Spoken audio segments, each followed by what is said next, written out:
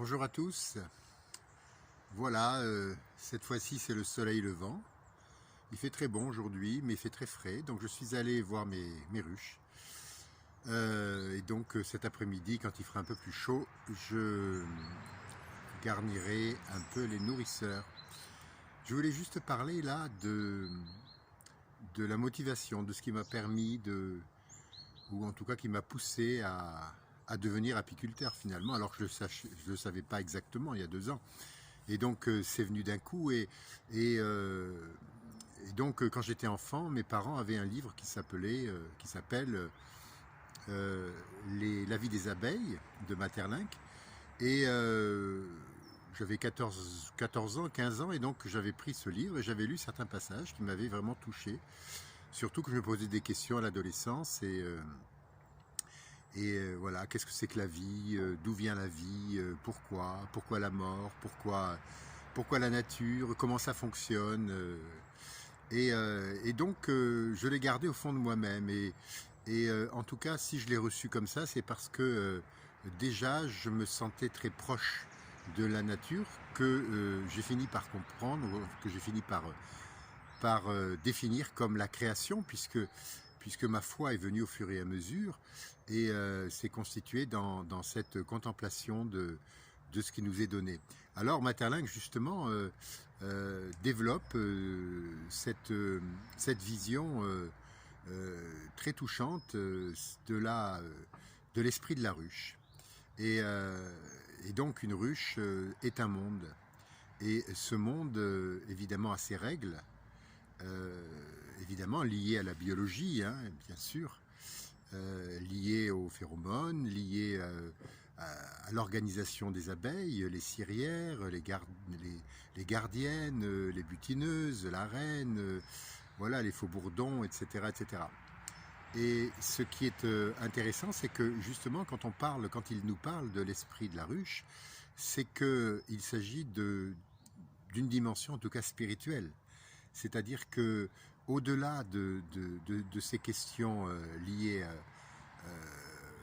à la chimie aux enzymes, à tout ce qu'on veut, hein, mais en tout cas, il y a vraiment, au-delà même d'ailleurs de la conservation de la vie, parce que bon, le monde animal, comme les hommes, évidemment, cherchent à conserver la vie, leur vie. Et ça fait partie de l'ensemble de la nature. Mais il y a quand même ce don qui est là, et il y a ce mystère. Et le mystère de ce don, et le fait non seulement de conserver la vie, mais aussi de la faire vivre d'une manière désintéressée. Et quand j'observe et quand je vois effectivement, quand les abeilles se retrouvent l'été vers midi, 14 heures devant leur ruche, on appelle ça de colloque. Voilà, il s'agit de colloque, c'est-à-dire qu'elles dialoguent, elles discutent dans un langage qu'on ne connaît pas. Voilà, ce langage est invisible et ce langage est incroyable. Et c'est peut-être là qu'elles choisissent justement les plantes qu'elles vont aller chercher. Et, euh, et donc ça, c'est très très mystérieux. Et dans cette organisation, voilà, ces sociétés, ces petites sociétés, ces micro-sociétés comme les fourmis et d'autres, eh bien, il y a vraiment ce grand mystère qui est lié à l'esprit lui-même. On n'est pas mu simplement par notre corps, par ce qu'on est, mais aussi par quelque chose qui nous dépasse. Et justement, c'est toute la question de, du dessin intelligent, hein, c'est-à-dire que évidemment, quand on observe la beauté de ce qui nous entoure, il ne peut pas être lié au hasard. Voilà. Et ça, j'en ai la conviction profonde. Il n'y a pas de hasard. Voilà. Il y a un dessin intelligent, et ce dessin intelligent, c'est celui de Dieu. Voilà, donc voilà, je vous dis simplement mon petit témoignage et cette vocation de devenir apiculteur, parce que le travail d'apiculteur, c'est non seulement un métier, mais c'est aussi la joie d'accompagner ce grand mystère.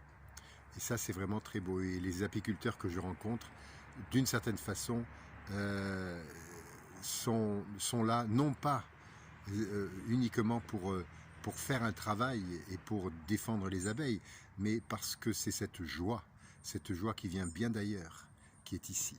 À bientôt.